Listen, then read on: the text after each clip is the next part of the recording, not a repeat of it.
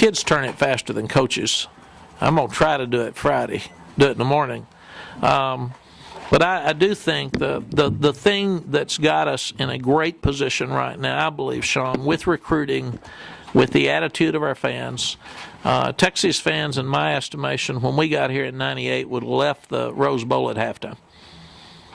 If we were down 24-6, they'd been griping and throwing things at me and us leaving. They stood and fought and chanted, and so we've changed our fan base.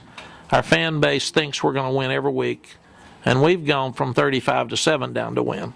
We've gone from 38-14 down to win, so they're afraid to leave. They're afraid if they get mad and they leave. They're posting less, I bet, on the internet at halftime now because they can't get that off. And we can go back and find that we all ought to be fired, and then they're out there celebrating all drunk, hugging us at the bus when we get home. You know, it's a hard thing to figure all that out in that 2-hour period. But our kids, if you go back and look, and let's don't even go back to 2001. 2004, we beat Michigan, and I think we're third. 2005, we win the national championship. 2006, we win one of the last 2 games. We're in the conference championship with a place to go play for the national championship. Colt gets hurt at Kansas State. We don't finish well. 2007, I said, I didn't like it. It wasn't. I don't know what happened there, but I just didn't like the way we played all the time. And it was a 10-win season, and they had some great games, but I just didn't like it. We have to come from behind to beat Oklahoma State 35-14, starting the fourth quarter. Have to come from behind to beat Nebraska. I mean, there's too much that it was like we played with entitlement, we played with an arrogance, and we're going to be fine. We're going to be fine. Instead of enjoying the game and playing and competing like they did against Arizona State. And then the next year, arguably, we should have played for the conference on the national championship, and then we play for a national championship. So I think the mentality of this program right now is that regardless of who's playing, it's our responsibility to go back and not be arrogant and do our goals, and that's to win the opener. That's to win the Big 12 South. That's to win the Big 12 championship and then win the bowl game. But if you ask the large majority of our players, especially the old ones, every one of them would still expect their goal to be in the national championship game again this year, and not talk about rebuilding and not talk about how young we are. And I think that's the mentality they'll start with tomorrow. Mack, how does that coach in waiting rule that the NCAA has in the books now affect you all? It affects, I think, personally, it's a very, very poor rule. Number one, I don't think they should allow coaches to make decisions and then change a rule that changes the abilities of a guy like Will to do his defensive coordinator's job. Because what they're doing it's not affecting what would happen to him as a head coach. It's affecting what would happen to him as a defensive coordinator. He can't go out as a defensive coordinator under this rule and evaluate players in person, which we have to do. We have to be able to watch kids practice in the spring and watch them run, and that's one of the Will's. Will and Greg both do that. They're both great evaluators, but not if they can't see them practice. Secondly, when the rule came out, he was sitting in the parking lot outside the I'll say a high school, I don't know if I'm supposed to say which one, that he'd already been in as an assistant coach, and he can go back in, and he and Bruce Chambers are sitting there. We get the email from George Wynn that immediately, well, to show you how our guys go by the rule, he sat in the car. And they called the coach and said, we can't come in. We'll have to set it up later till we can get it changed. So we have 9 coaches go out for 4 weeks in the spring.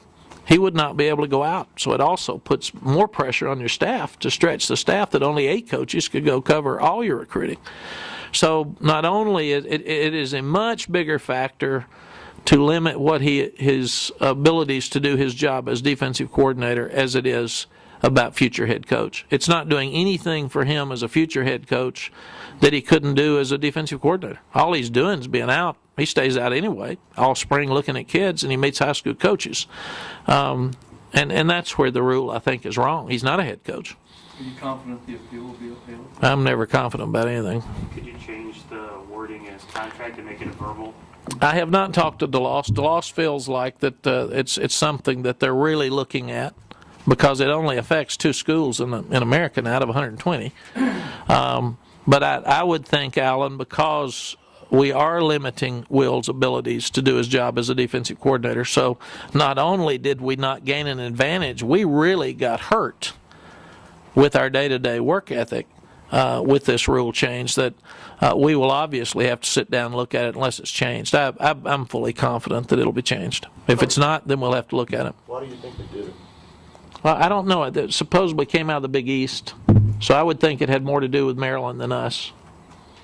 Coach, you talked about patience a little while ago. How patient will you have to be with Garrett as he takes over? Oh, I don't think any of us are patient. We're like you all. Texas ruins your patience.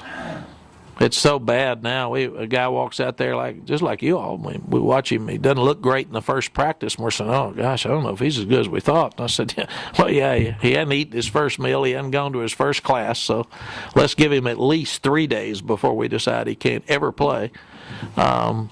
Because we've had so many great freshmen come in and do things. You know, the Marquise good ones ruin the rest of them. I mean, everybody expects them to do what Marquise did. So, but I think we will expect Garrett to be full speed the day he gets out there and go now. He has got, he's been around here a long time. He's been in camps. He's watched this offense. He was at every spring practice last year, even though he couldn't practice. He works himself to death. He's got the same work ethic as Colt. So we expect him to be really good and really good next year. Mack, if you're prioritizing the things you want to get done this spring, what would do that? What are 3 things at the top of the list? That would be simple, Randy. The first thing would be to run the ball better out of the, quote, H-back, fullback H-back set, and develop a play-action pass off all your best runs. Because to me, that's what the best teams do. And we've gotten away from play-action last year for sure because we were a drop-back team. Secondly, therefore, on defense, learn to stop the run better in a 2-back situation. Our league doesn't have many of them, but if you go back to the 2 biggest games we've played the last 2 years, both of them were 2-back I teams, Ohio State and Alabama.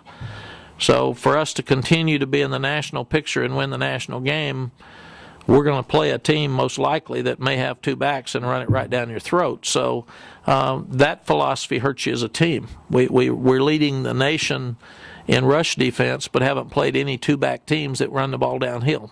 So we give up over 200 yards rushing against Alabama and Ohio State the last 2 years. So Will and I have talked about that a lot, and that's key for us. And even to the fact that everybody talks about Garrett's last fumble, with 6 minutes and 50 seconds left, if our defense can hold Alabama and make them punt, we get it at the 40. We're a field goal away from overtime at worst, and we end up getting it down to 10. So we were not happy that they took the ball and drove it right down. We did not do as good a job last year for the first time in a long time on short yardage offensively. And that's a key for this spring. It'll be a more physical spring. We got younger guys that are going to have to step up and prove some things. Likewise, we didn't get the numbers that we wanted on in the red zone. Do you think that the number 1 priority of the running game will affect the number 3 thing as far as the short yardage? I don't think there's any doubt. It's an attitude. And our offensive linemen have taken a lot of heat over the last year or two, but if you back up as much as we have the last few years, it's really hard to go forward. There's got to be some balance. You lose a lot of playmakers in defense. Thomas, Kendall, McElroy. Do you worry there'll be a defensive drop-off? No. No. Last year we didn't know how good Sergio was going to be. Everybody's wondering if he could be a rack pole. McElroy had been good. He hadn't been great. Nobody even heard of Earl Thomas. Earl did okay as a freshman. It's one of the amazing things about this place, and that's why I love these kids. There's some out there right now that we don't have any idea how they're going to play. Everybody griped about Lamar Houston. Boy, he's soft and didn't play all the time. She's going to get picked in the first or second round. He ended up being a leader on our team.